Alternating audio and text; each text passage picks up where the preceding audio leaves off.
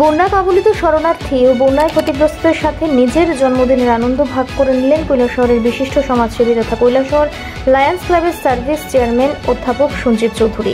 এই উপলক্ষে বন্যা কবলিত কাউলিগুড়া এলাকায় বৈদ্যনাথ মজুমদার স্মৃতি উচ্চতর মাধ্যমিক বিদ্যালয়ে থাকা শরণার্থী এলাকায় বন্যায় ক্ষতিগ্রস্তদের মধ্যে পুষ্টিকর শুকনো খাবার বিতরণ করা হয়।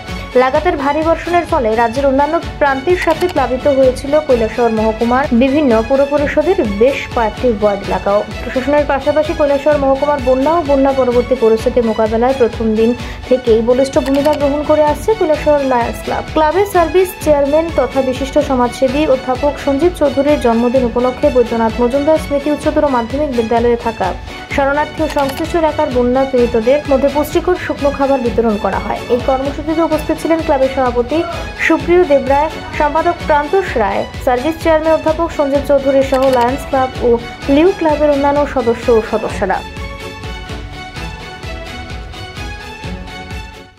নমস্কার, আমরা কৈলাসহর লায়ন্স ক্লাব এবং লিও ক্লাব আজ পঞ্চম দিনের ফ্লাডের পঞ্চম দিনের অ্যাক্টিভিটিস নিয়ে আজ কৈলাসহরের কাউলিগুড়া স্কুলের বৈদ্যনাথ স্মৃতি এইচএস স্কুলে এসে উপস্থিত হয়েছি।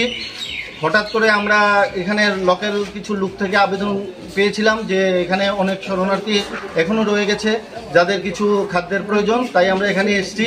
আর বিশেষ করে আজকে আমাদের সার্ভিস চেয়ারপারসন লায়ন সঞ্জীব চৌধুরীর জন্মদিন, সেই উপলক্ষে আমরা এই জন্মদিনটা আজকে এই কাউলিগুড়া স্কুলের শরণার্থী এবং যারা আশেপাশের লোকজন আছেন যারা ফ্লাডে এফেক্টেড হয়েছেন আমরা ওদের সাথেই সেলিব্রেট করলাম। আমরা আলাদাভাবে কোনো ধরনের সেলিব্রেশনে যাইনি।